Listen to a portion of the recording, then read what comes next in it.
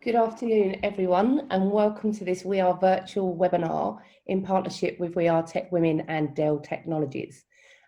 It's wonderful to have you all joining us for this session on augmented working and the future of work in this new reality. So I'm very grateful to be joined by Dell Technologies Chief Digital Officer, Magarete Magrath, and I'll be also hosting the session with Mona Blair, who is an EY partner and who also leads EY's client response to COVID-19 in the UK. So a very, very warm welcome to you both. What would be really nice before we kick off into our amazing questions is for you just to introduce yourselves just briefly. So Magarete, I'm going to come to you first. Do you want to tell us a little bit about who you are? Yeah, wonderful. And look, thank you, Vanessa, and the whole team at We Are the City for hosting this. We really appreciate it. And on such a warm day as well. So lovely to be here. My name is Magarete. I'm the Chief Digital Officer for Dell Technologies here in the UK. And we'll get into a bit more about, I guess, our role and technology as we go through this session. So over to you, Mona. Thanks, Magarete. And can I also add my thanks to everyone for joining us today. It's always lovely to be able to contribute to these events. So thank you, Vanessa and Magarete, for inviting me. I'm Mona Bitar, partner at EY. In the last little while, I've been our COVID-19 client response leader through this. And so I think it's very important that we all connect, share, and learn with each other as we go through this crisis. Thank you. Wonderful. So just to set a little context on what this conversation will be, if we think about the recent weeks, we've seen technology enable communities to connect, engage, share, not just in terms of workplace exchanges, but family moments too. So the rise of collaborative technologies is definitely here to stay. Recent weeks have also highlighted the need for technology to become almost a utility that everyone has equal access to. So throughout this conversation, what we're going to do is to explore some of the emerging workplace trends and look at how workplaces are being reset for this new reality. Imagining a new paradigm where the workplace and home become closer, where technology is used to augment working and living in a new way. So lots for us to talk about. So in terms of kind of Q&A, what I'm going to do, I'm going to pose the questions to both of our panelists, and you have an opportunity to type your questions in the Q&A chat box. I'm going to try to get to them as quick as I can, but if not, we'll kind of leave them to the end when we wrap up. So I hope you enjoy what we've got to say. So first of all, welcome everybody. So the first question on our list, what new possibilities will arise from the COVID-19 crisis for more flexibility, and what might that mean? So Magarete, do you want to take that one? Yeah, so look, I think there's lots of possibilities, and I think there's lots of positives as well as some downsides with all of this. I think the first one is we have seen this real surgence in digital models. It's actually been an acceleration of digitalization by about 3 years for us in Dell Technologies.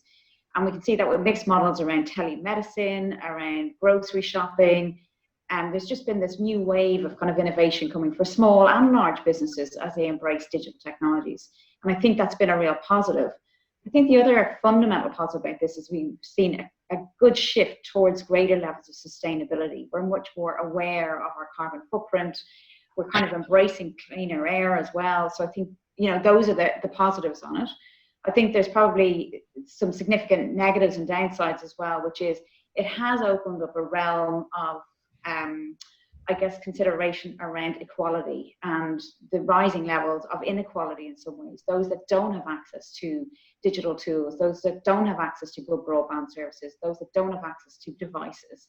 And I think that really has marginalized quite a few of our population groups as well. And unfortunately, we've also seen a significant rise in domestic violence as a result of COVID-19 as well, where people are being contained in small spaces.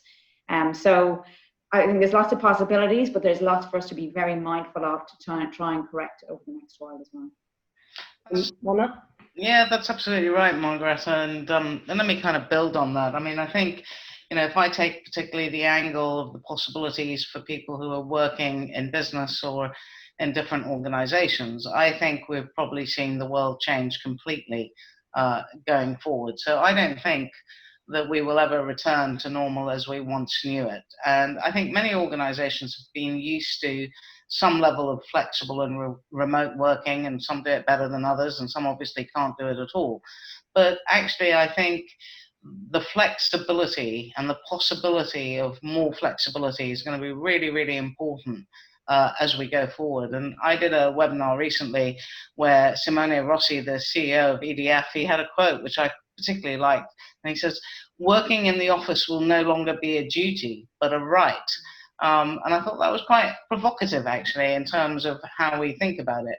But that has huge amounts of implications for people. We know that some people are living in shared accommodation where perhaps they don't have the setup, let alone the access to the technology. But even if they do have the access to the technology, have they got the right work environment? I think it's also put some strain for people who are, strain and opportunity for people who have caring responsibilities, whether that's children or elderly or whatever, because the sort of divide between home and work has somewhat got muddled. And I think we're going to have to learn new behaviors to deal around that. But I think, I think it's going to be really interesting, but I see the world of work changing quite significantly in new behaviors coming into it. But we've had a lot of increase in productivity and creativity through this time, which perhaps we didn't expect. And I think that's quite interesting. I do wonder, though, for women in particular, and forgive me, but I always have to have the kind of diverse point, often women still carry more of the burden at home. That is the reality we live in. So I think as we increase this, we need to be really mindful about how we create the right environment to do that. But on the upside, I was just reading some research that says people who are doing interview processes, actually women are faring better than in presence meetings because they're more focused. So that's quite interesting. A lot of things are going to be questioned as we go through this. So we've seen a lot in the press recently, again, back to that point about women being kind of overburdened at home. And is this the real reality of even flexible working when you're trying to homeschool and do your job at the same time? So I definitely think you're right in the respect of we need to look at how that looks like in the future. And also, we know flexibility isn't just about women, right? It's about men too. Yep. So, and I know for a fact when flexibility is given to my husband, my life becomes easier because we can have kind of shared responsibilities. Right. So definitely, I think we need to look at future models in that respect. So second question. So do you see some of the fundamental challenges and changes in this new reality? So greater use of collaboration tools. So we've seen things spin up like, I think we're all a little zoomed out. The use of Zoom, the use of Teams, the use of multiple different platforms to do different things. So do you think we're going to see a rise of them? And how do we kind of find balance with that? Mona, do you want to start on this one? Yeah, no, I mean, I think, look, I'll touch on a point I touched on earlier and then build on it. So, we talked about the blurring between work and home, and I think there's going to have to be some fundamental changes. I don't think we're going to go back to offices in particular the way we have done. So that world is definitely changing. I know it. And we did a survey, for example, with our own workforce, and there's a clear divide of people who definitely want to continue working remotely more with some social interaction in the office, and those who are dying to get back into the office as quickly as they can. And so you're going to have to balance the needs of quite different employee needs as you go through that. And that's going to have a massive impact, I think, on mental health, but also, insider and outsider clubs. So do those who go into the office somehow become of an insider club versus those who don't? How do you make sure that you can still drive an inclusive culture when you might have your workforce spread around, some in physical, some remote, some at some meetings, some at not? The dynamics are going to change massively. And the reality is, human beings, we all crave some form of social interaction. So we are going to have to think about, in the office, how are we going to make collaboration zones more prominent? How are we going to get the most out of people around that? And then the other point I think I would bring up with that is, the increase, and we've seen this in data security and cyber risks, has been massive, both for individuals but also for companies. And I think privacy has also been a key topic. So a fundamental change is how are we going to actually create a model that allows people privacy allows them the flexibility, and allows them the social interaction while looking after their well-being, which is the point we made around flexibility, but also their mental well-being in terms of how to work with other colleagues. I've noticed actually, and I've had to adjust my behavior at the beginning of COVID, as I was doing call after call, as many of us have been doing. I became very productive and very task oriented. And actually now I take much more time to do the social interaction that you might be doing in the office when you're waiting for a meeting to start, or the chit chat in the corridor. And I felt in the first few weeks of COVID that went, and I had to adjust my behavior, because if you become too task focused, you take the humanity out of work, and it's really important to keep connected in a sense of belonging. So for me, that's really, really important. And Magarete? Yeah, look, I think Mona raises some really key points there. I think we're almost going to see this debate rising, a broader debate around privacy and safety that's coming up, and touching on data and civil liberties and data sharing to protect us and kind of contain any spreads of viruses. So Mona's touched on most of those points around cyber as well as coming through. So I think there's lots of challenges around this, and I think there's new models that are coming out. I think that's a really simple tip, Mona, that you just gave around the social element of meetings virtually. And it's one that I think we all got caught on originally, which is we're just so flat out on Zoom calls and team calls. There's no doubt we're going to see a rise in further collaboration tools, but I definitely think it's made us realize the need for face-to-face engagement as well. And that's now more than ever, actually, that we're kind of looking forward to that connectivity with each other at a more personal and human level. So, and actually, Magarete, just to build on that, one of the things I think has been really interesting is, despite the fact that everyone has been quite busy, people have been very generous with their time. Mm-hmm. I've really noticed that. And therefore, the opportunity to network with people, actually, I found easier than ever before. Yeah. Which is almost counterintuitive, because everyone is busy. You think, do you want another video call? But actually, I think that generosity of spirit that we've seen through COVID-19 across the board, we need to magic that up, bottle it, and make sure we carry on doing it. I think as a business community, I think the one lesson, we've all got to connect, learn, and share from each other much more than we've ever done. And it took COVID-19, I think, to accelerate that. And we got to hold on to that, because I think there's so many lessons to be learned from how different people are approaching things. We all do things slightly differently, but I think that listen, connect, learn is really important, and people have been very generous with their time.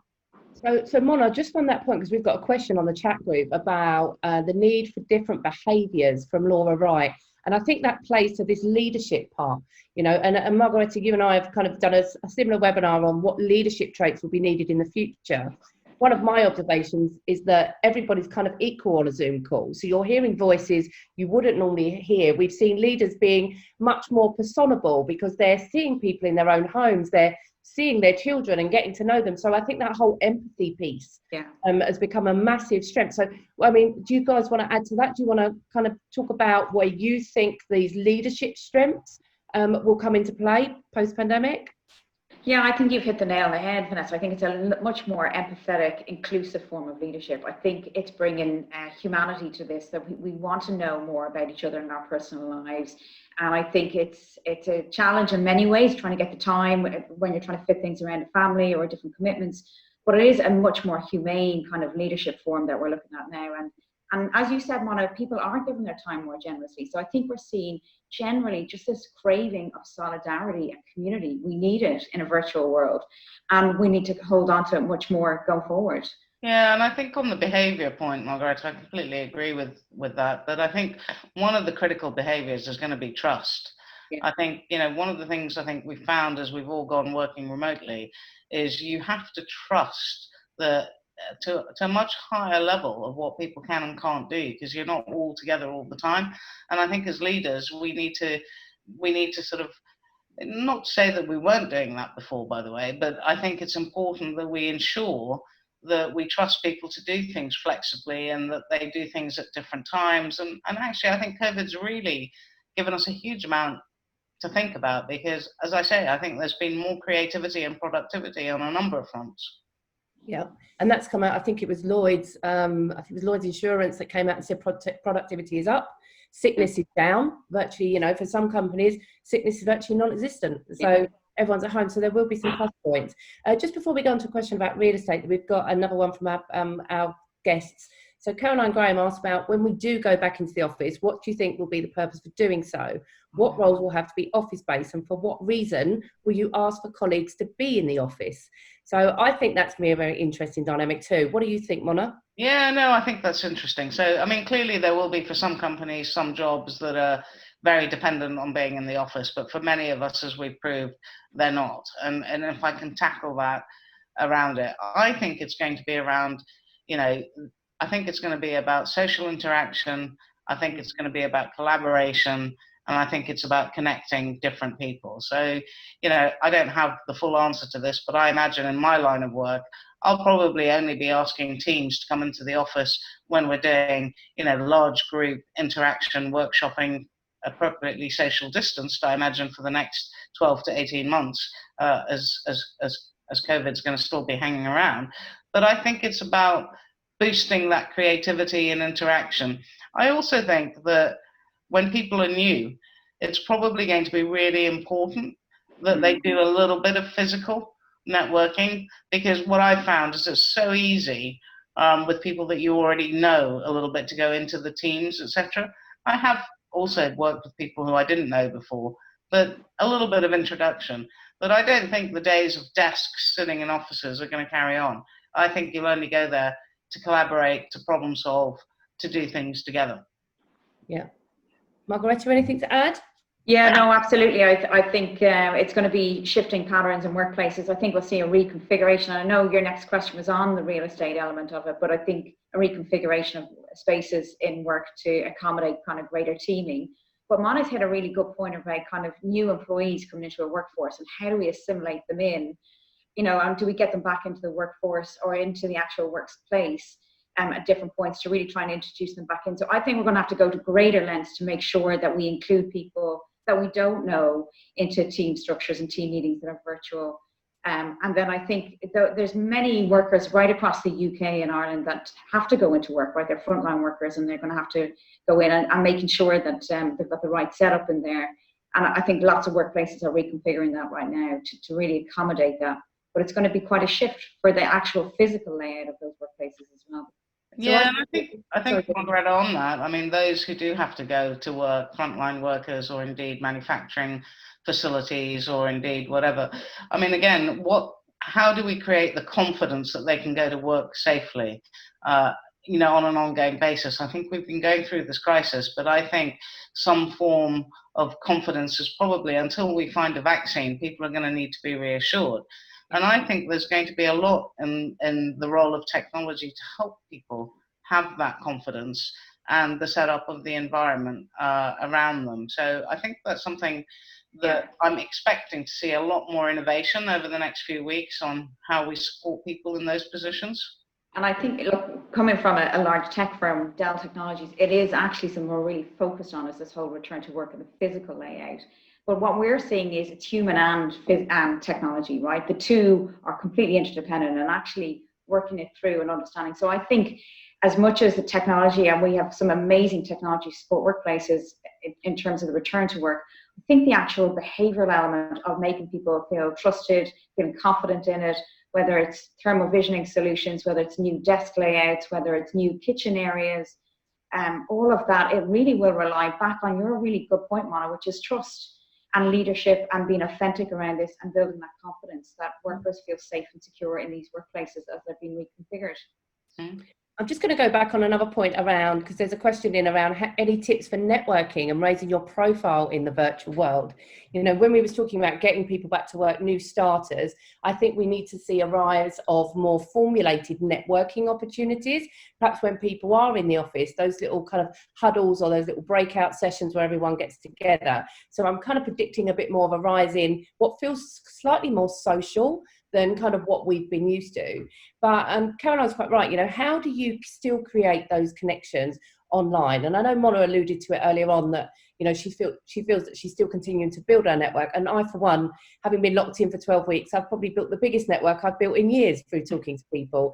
And the connections have been slightly more real. I don't know because we're all in this together or what it is, but how would you say, how do we build those relationships for the future? Because it's not just welcoming in a new starter, it could be a new boss, right? So how do you kind of, create that first impression, create that relationship with somebody online that perhaps, you've never met before? Yeah, look, Vanessa, I think that's really interesting. And I think you've got to segment that into a number of different things. I mean, first of all, I think, the generosity of spirit really has been real, I think. And I think if you're working with colleagues and you want to take the time to get to know them, then take the time to get to know them. One of the things we've done really successfully is we've had a number of, whether it's coffee drop-ins, whether it's, and we said, it's been nice, bring your coffee to the garden, bring your phone or bring your laptop out into the garden, we'll all have a bit of chit-chat. We've done little team quizzes around that. And, if you're chatting to your boss and trying to get to know him, if you want to have a glass of wine over Teams, that's fine. All of these things are possible. I think when you're networking more broadly, I think increasingly we are seeing more and more organizations that are creating the opportunity to network. And my advice to people is join them, participate, give.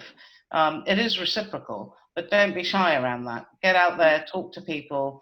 My experience is people have been very willing to engage around it. And I think as long as you are willing to share, then everyone is learning from each other. So my advice is get out there and do it. There's lots of opportunity.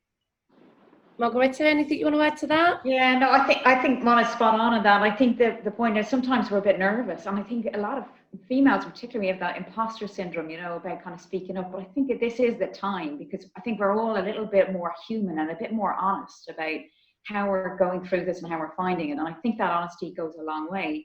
And so I think if you can put yourself out there and join those networks, there's loads, and all organizations, sure, those that are listening today have virtual networking in some shape or form, whether it's coffees or glass of wine or cooking or whatever it might be. But I think it's really just to get involved and bite the bullet and put yourself out there and share.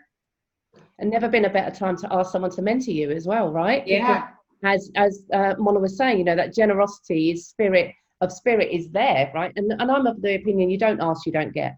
So moving on to things like real estate, we've seen headlines of people saying, why am I going back to a building that holds 18,000 people and paying out all of that money to do so? So do you think we're going to see kind of more hybrid models in terms of perhaps regional spokes that people could drop into?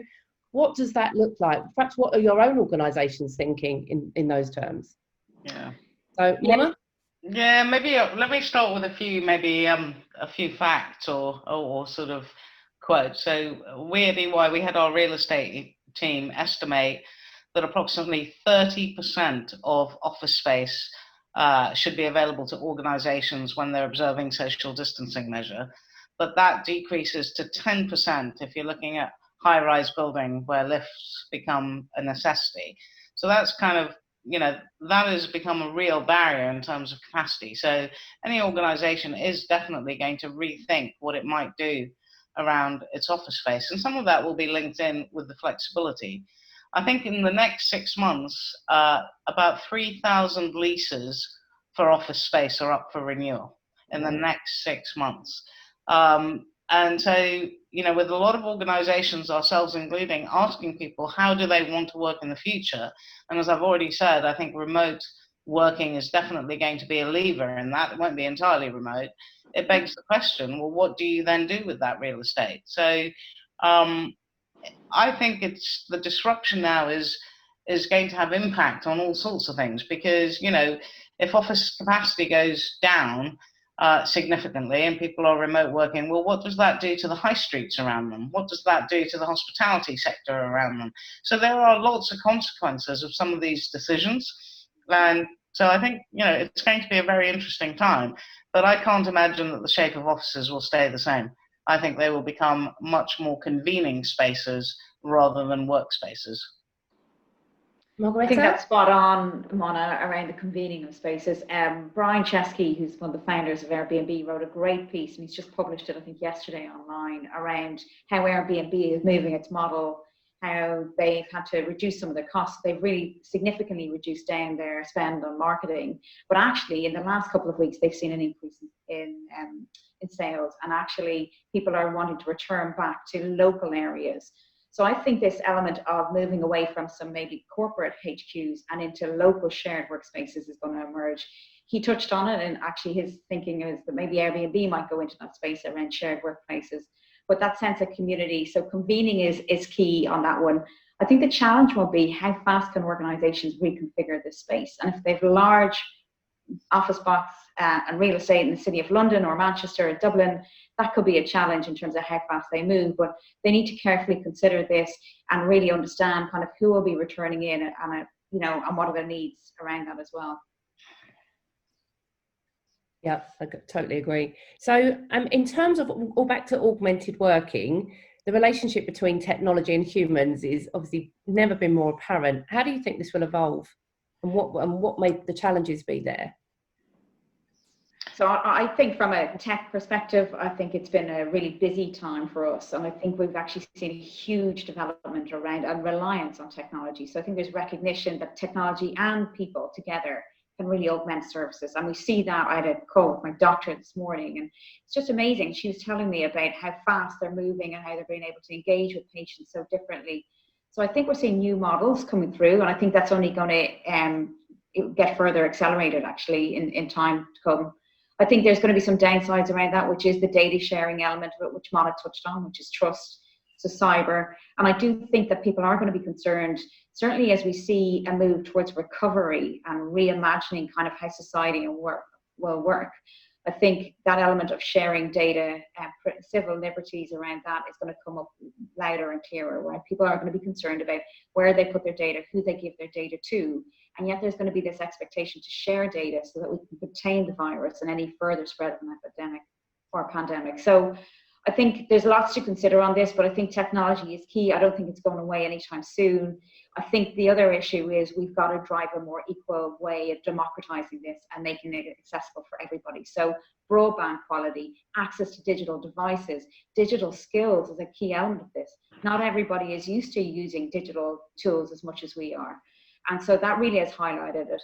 And I think for those marginalized populations, whether it's our elderly community, like my parents, or the younger generation, we've really got to hone in on those groups and really support them through this. You'll have some good thoughts on this, no doubt. I absolutely agree with that. But let me take a slightly different aspect to the question and interpret it a little bit differently as well. I mean, the relationship between technology and humans was one that was ongoing way before pre-COVID. I mean, we've all seen the acceleration of automation, artificial intelligence, etc., into the different workplaces. And I think COVID is going to accelerate that. And I think a lot of businesses are going to now look at their business and say, well, which activities do we want to accelerate the automation or artificial intelligence of? So that then has a real need for building capability and upskilling employees around the skills that we need into the workplace. So I think the skills of the past and the skills of the future aren't always as aligned.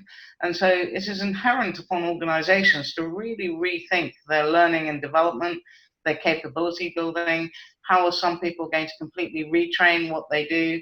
The need for more creativity, innovation, dealing with ambiguity. I think all of these are going to come to the forefront. So one of the things, I talk to my clients and my organizations is, how are you going to contribute to building that capability of the workforce of the future? Because it's going to be different. And a lot of activity will go down the technology route, and rightly so. But then how do we make sure we can cope with that?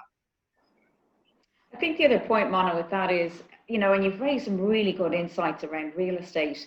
Will we see a lot of organizations, particularly large ones, reevaluate their spend on real estate and maybe put that back into technology and support mechanisms around digital skills and mental health? I think there's quite a strategic shift for businesses as they grow and develop their business models, around how they spend and that investment in real estate over technology, and then support mechanisms such as staff augmentation and digital skills. Yeah. Well, and I think there's a lot of experiential learning, when we think about some of these, people call them softer skills, but, again, I'm not sure that they are softer skills, because I think it was John Fallon of Pearson said, the softer skills are the hardest ones to learn, which is a little bit interesting. How do we take the time in this new world to coach and mentor people and give it the time and necessary investment to do that? Again, I think we have to think really carefully around what we provide in terms of support and infrastructure, both for technology and humans, and the interrelation between them. I think the other one, just to add to that, I think it's a really great point by Pearson's, was the element of people measurement, like performance management. That's going to change, right, as we see a move towards much more flexible work practices. So old metrics of clocking in and clocking out is no longer valid. This is to be a move towards outcomes and outputs. And I think that physical move towards a much more flexible work day has transformed how we kind of measure productivity. Yep. Yep. Well, that also brings me, I'll probably be in danger of digressing, but maybe you'll allow me the liberty. But I think how we measure success is also going to fundamentally change. I think, we've been talking a lot around, long-term value. And long-term value is actually the need of multiple stakeholders, whether that's employees, whether that's our shareholders, whether that's the environment. And so much of what we do in terms of productivity has been very tangible historically. When someone invented the car, that really changed productivity. The electric car was a massive innovation, but it didn't change your ability to go from A to B. The productivity element was the same. So the benefit was intangible.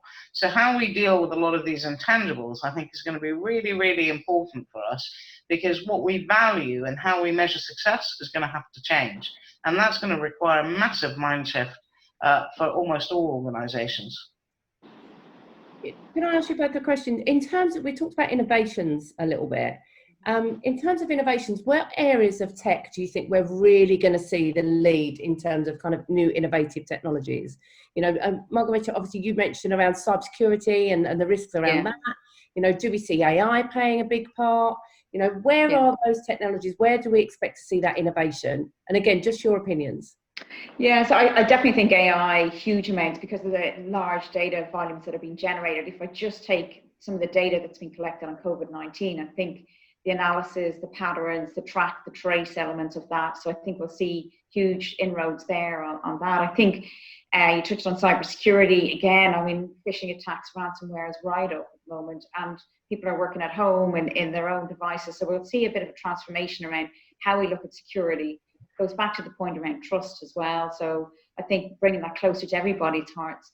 I think there's other elements of change around this as well, which is how we work. So whether it's in healthcare, where we join up doctors, nurses, patients, social care workers, that use of collaboration and make it as real as possible through virtual lens will be key. So I think new forms of collaboration, whether it's for traders and banks with clerics and office staff and working at home in different environments, whether it's teachers in terms of teaching classes online and homeschooling, universities. So I think we'll see a complete shift, to be honest, Vanessa, around some of these business models as they fully rotate to being digital first.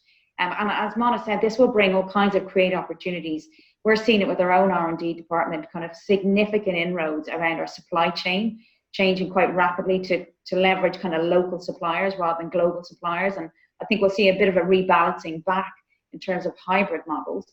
But lots of innovation going on now about this new world of work and this new way of working that will be a lot more creative, I think, as well. Yeah. Someone yesterday, and they were saying that we've more or less had 10 years of digitalisation condensed into 12 weeks, and although that's just been get it done, there's probably quite a lot of mop up and different ways that we would approach that had we had the time. So I think there's probably, back to Mona's point earlier on around lots of kind of lessons learned. Sorry, Mona, did you want to add to that? No, I guess the other technology that, I work a lot in the consumer products and retail sectors, and I think the whole customer experience and consumer experience is going to be a massive area innovation. I mean, I think the way and it's a huge sector, right? And it's really, really important to the contribution of our economy. But, you know, if I take some of the retail examples, the role of augmented reality, I think, is going to come massively accelerated over the next little while. You know, how you look, whether you're shopping online or physically, the ability to look at what something feels like. And I know some organizations are already doing that, but I think that will accelerate to the norm. So the whole experience of how you interact in that sector, I think, is up for a lot of innovation. Exciting. It really is encouraging to hear. Around, you know, if you're in tech and you're thinking, oh, maybe I should expand my skills and experience into other areas of tech, I think you just heard 3 great kind of pointers there in terms of kind of where you should head. So other questions, the relationship between technology and humans. Oh, sorry, I've already done that one, my apologies. So in the longer term, what behaviour and organisations changes are likely to be expected? Now, I know we've touched on that a lot, but if you had to prioritise perhaps some of those organisational changes or those culture changes, what would they be? I think one, it goes back to trust as well. So that flexible work practice, measuring success and performance management has got to shift, right? We've got to move away from the old ways of kind of measuring and assessing people. I think there'll be a bit of a shift towards flatter structures. Potentially the hierarchy might change. I think it has to, because there is no hierarchy on a Zoom call or a Teams call. And I think it will bring a level of equality, and it'll raise a voice to those that may have been quieter in the past. So culturally, I think we'll see hopefully greater empowerment, and particularly of women and minorities. I think that will come through. I think the other element of it is, I do really believe that we're going to have a broader discussion around privacy and safety as we get employees back into workplaces. And I think if we need to be careful on that one, we need to be aware of it, but I think it's important that employers safeguard employees, and employees take their own level of responsibility to safeguard themselves too. So that open conversation about kind of privacy and trust and data sharing will come through as well. And then I think the last but not least coming through is just, I'm loving not getting on the tube every day and not having to go on South West trains as much as I like them. And so, you know, being a bit more green in terms of the recovery and being a bit more sustainably minded. So I think that's something that I want to really hold on to, and I hope all workplaces will kind of move on to that as well, to really assess kind of our green footprint moving forward. Yeah, look, Magrath, again, you know, fully agree with those points. And if I may kind of, you know, what behavioral and organizational changes are likely to be expected? We've seen a number of different things hit us over the last little while, whether it was COVID-19 or as well of it, some of it pre-COVID-19, in terms of the push for more diversity and more inclusion, and then what we've seen with Black Lives Matter. We've got to really rethink around how we hold ourselves to account as organizations and as individuals to be purpose-led. And I think a lot of organizations are talking about this, but now is the time to be held to account on that. And I think those are going to be very significant behavioral and organizational changes. If I look at the young generation coming out through today, they are going to hold us to account, and they are right to hold us to account, and they deserve that we give them better on this. So the point around sustainability, the point about being really purpose-led, the point around diversity of all its kinds, inclusiveness, and again, with these remote workings, you know, the extroverts amongst us, it's quite easy to get on a Zoom call and talk about it, but how do you make sure that people who aren't so comfortable have the opportunity to contribute around it? And how do we make sure that there's an equal playing field for everyone in this new world of work that we're creating? I think there's a lot of positives, but we're going to have to be very mindful of unintended consequences as we go through it, because more than anything, what I felt COVID-19 is it's really suddenly put the monkey on the back about, you know, we've had a period of reflection as a world, not just as a country. We've had a period of reflection, and now is the time to reset the future and reframe the future and take into account a very different perspective. And that is a massive organizational and behavioral. And personally, I'm very excited about that, because I think we did need a bit of a reset. And I think we need to think about purpose, and we need to think about long-term value, and what does that actually mean in real terms, not just chit-chat. You know, we've now got to walk the talk as well as talk the talk. And people will be held to account, and organizations will be held to account. Do you think that this should just be a single journey though? I mean, I'm of the opinion that collaboration is key and we're all heading towards the same thing and to achieve the same goal. So do you think that we should work more collaboratively with other organisations in order I think people are, Vanessa, and I think it will accelerate. I think more and more people are working together. And I also think there's a massive convergence of different industries that is happening at the moment anyway, and that was happening pre-COVID. You know, when you talk about, you know, connected cars or connected Internet of Things, or you talk about all sorts of things around that, the convergence between different sectors is going to require us to collaborate together more, and I'd be very excited to see more of that, because I think there's a lot more lessons to be learned and we will accelerate. Magarete, anything to add? Yeah, no, I'd agree with Mona. I think that it has accelerated just the convergence and the shift. Actually, we've had partnerships with unlikely players in terms of producing new products and solutions over the last while. And I think that was kind of unexpected, I think. And we're seeing it actually competitors joining together, even some of the banks, financial institutions grouping together to share learning. So I think if anything, there's just more solidarity about sharing and connecting with each other, whether it's large corporates or on a personal level. And we welcome that. I think we're going to see that hopefully staying and remaining. And I think, Mona, that's really insightful about the view and the move towards a greater sense of purpose and long-term value. I think it's going to be hard. I think it's going to be challenging for a lot of organizations where purpose has kind of just been up on the wall and hasn't been really, you know, something that they've lived and breathed every day. And so I think for a lot of organizations, the change management of this, the really winning hearts and minds and making this happen is going to require some very strong, very empathetic, very authentic leadership at all levels and layers across every organization. I don't think they have any problems taking their employees on that journey, because I think we're all kind of in that mindset at the moment. So I'm going to open up to questions. We've answered quite a few as we've gone. So if anyone would like to post their questions into the chat box, that would be great. And in the meantime, Magarete, anything that we've covered that you'd kind of like to labour more points on, or anything like that? Is there anything that Dell Technologies are doing? I mean, what did you guys do when COVID first hit? How did you just not only mobilise your own workforce, but how did you help your clients to mobilise theirs? There must be a great story there. Yeah, so we've always kind of been remote first in terms of our workforce, and we've a very strong kind of sales workforce and footprint across the UK and Ireland, but we've a large R&D and manufacturing footprint as well. So I think the first thing was mobilise fairly quickly and moved everybody as much as possible to remote. The big thing that was impacted for us was, you know, really kind of assessing our supply chain, reprioritising our supply chain for frontline workers and for frontline services. So that was a big shift. And now, while we've got into the middle of it, we've really started working, because a lot of our large client relationships are partnerships. And so it's looking at return to work solutions. So focusing on things like thermal vision, productivity solutions around workplace and workspace, productivity solutions around collaboration, and then the big role around trust that Mona touched on. So we've just seen this huge surge with people using their own broadband connections, their own Wi-Fi connections, their own devices, alongside using other AI at home. And so that really kind of providing guidance and support around trust. And we're going to place a greater focus on that. So we've developed a whole return to work set of solutions, which we'll launch in the next couple of weeks. We're already rolling those out with customers.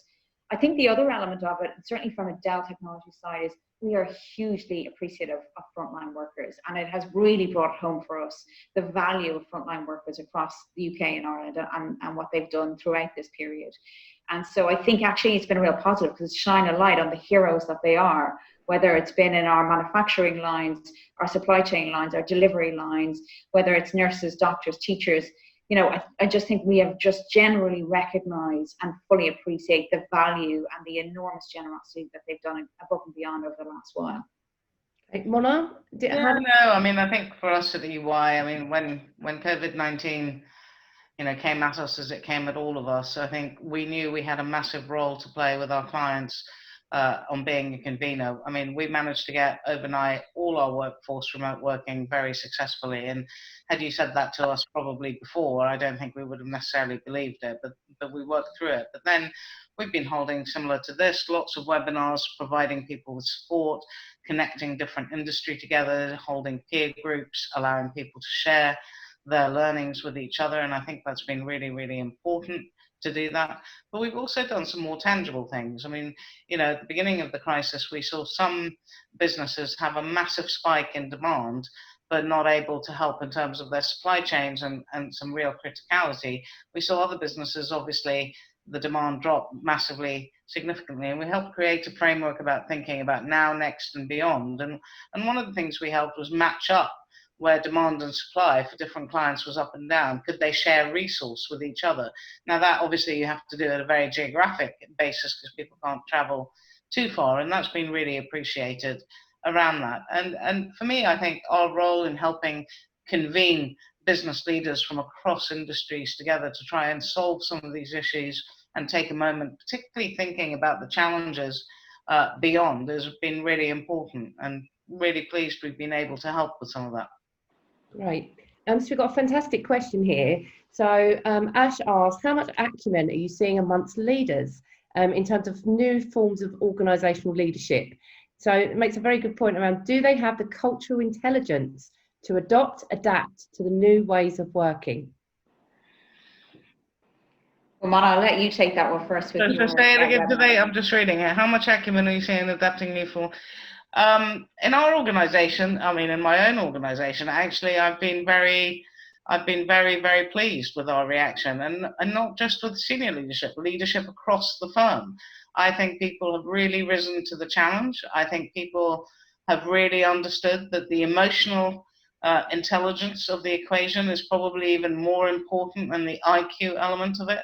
I think people have had to look at their own behaviors a little bit. As I was explaining, I became very task focused at the beginning, and it was like, whoa, you know, let's take time around this. So I think people will have to adopt and adapt, and I think they want to.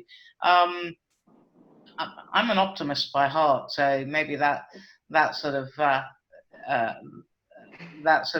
impacts how I think about things. But actually, the nature of leadership has been changing for a long time. That is not just a COVID thing. I mean, you know, what is a real leader is about enabling your teams and giving them the confidence to achieve what they need to achieve. But also, being a leader is about creating a sense of belonging. And creating that sense of belonging is something we take very seriously at EY. So if you are going to have a sense of belonging, you really need to think about how to be inclusive. And inclusive leadership is too often thought about in statistics. They are important, but it is cultural and behavioral. And so for me, actually, we've been having this conversation and dialogue for a long time. And, you know, it's not easy, right? And sometimes we have challenges, and sometimes people point things to us that perhaps we didn't know. But actually facing into those conversations, having the dialogue, moving forward, I'm really encouraged.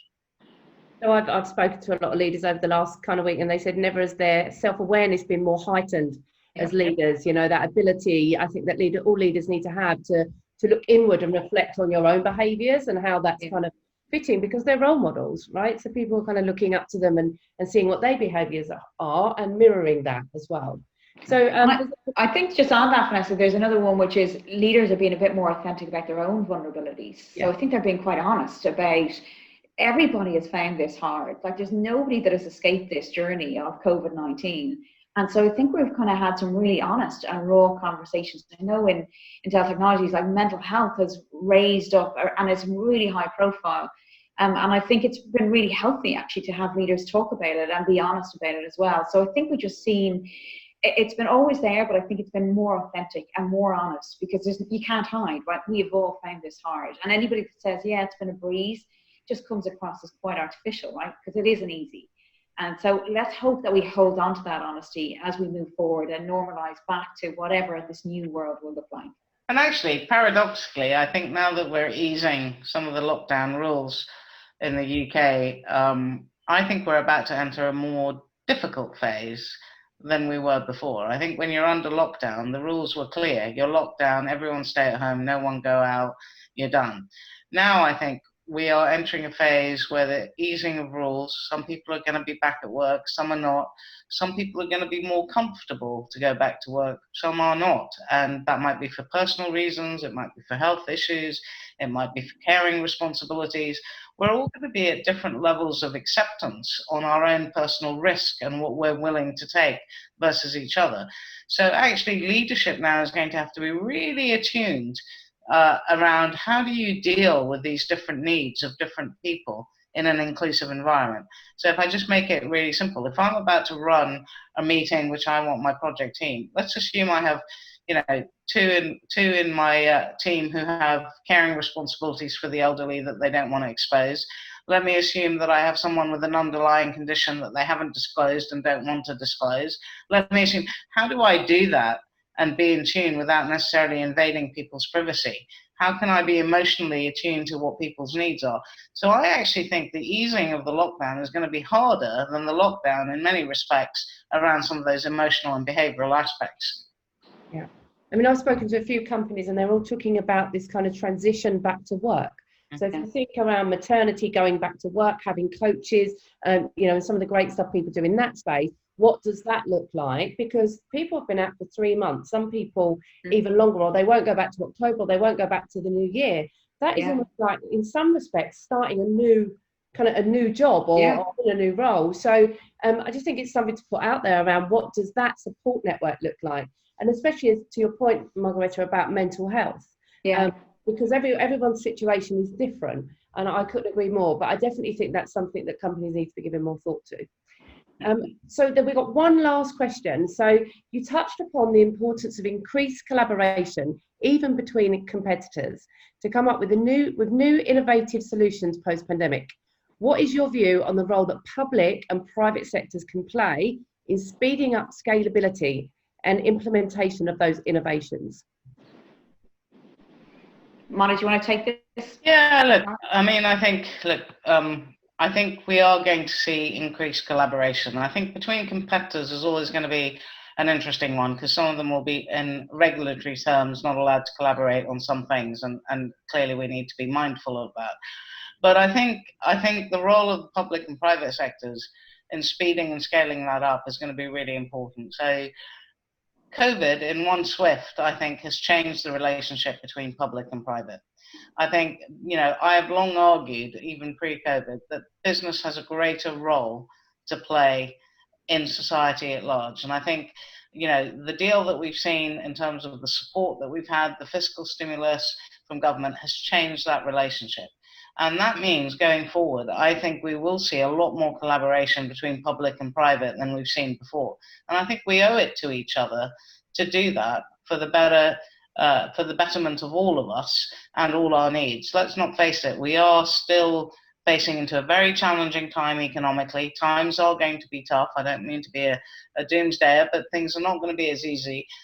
But together, you know, I think we can work our way through this. And one of the things I'm very proud about is, here in the UK, we've always been very creative and innovative, and now we need to double down on that, and we need to collaborate and accelerate. And actually, the generosity of spirit I talked about, you know, bottling that, magicking, and getting public and private to work better together is going to be critical. But I'm optimistic that we will do that. I'm really hopeful that we leave everything bad about COVID in the past and we take everything good and move it forward. Innovate, absolutely. Magarete, I think I just echo, Mona's comments. I think one thing that was lovely to see about Ireland was that they actually merged the kind of public and private healthcare practices together when this started, because it's a smaller economy and they were just concerned about how they were going to deal with it. And so it has naturally formed this kind of bond between public and private hospitals over there, which is hopefully going to remain. And there will be some reshaping of that. But I think we are definitely seeing kind of a breakdown of the barriers between public and private. And I think both have a role to play in this recovery and reimagining what society looks like moving forward. And then I think the point around technology and scalability on it, I think everybody is kind of going to go through this period of adoption and understanding. So the more we can share there as much as possible, the better. But I definitely think there's a significant step change in terms of public and private working more closely together as a result of this pandemic. Wonderful. So we're just about to wrap up now. I don't think we've got any more questions coming through. I'm sure there'll be plenty afterwards. Do either of you want to leave our audience with any final thoughts around the future of augmented working, or any tips or anything like that where they can go to find out more? I'm going to hand the floor over to you, Mona. Well, I would just say embrace the change. Be part of the solution, be part of the creativity, be part of the problem solving. None of us know the answers going forward, and I think we've all got to work together.